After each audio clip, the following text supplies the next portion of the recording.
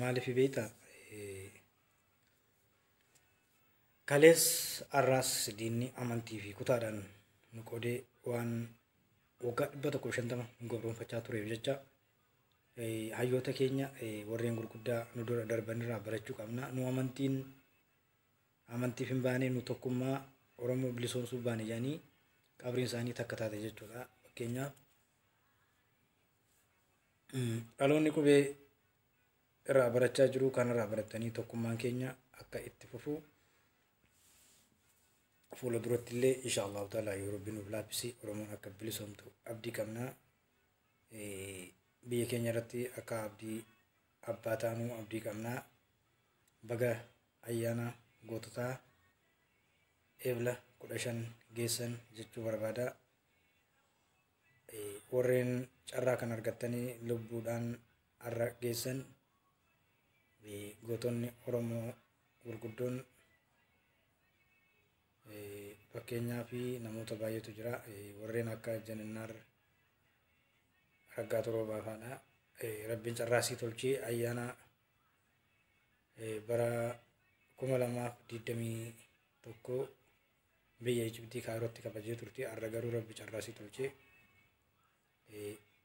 carraa biyya sadaffaa argattee Kanaadaatti ayyaana kana akka kabajju rabbiin carraasii tolchee.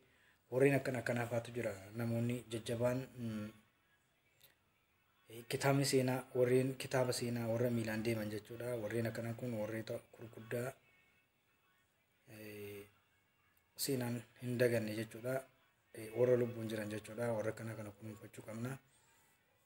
Walumaa galatti Oromoon har'allee tokkummaan keenya akkuma itti fufetti jira. Ayyaana ebla 15 kana wanti yaadannu gootota kana dura Oromummaaf wareegaman yaadachuu qabna. Garuu Ramadaana keessaan waa walirra dhufeef jecha liiviidhaanis waa tokkonis kabajuu waan hin dandeenyeef maaliifi Ramadaana taraayis sagadaa jirra.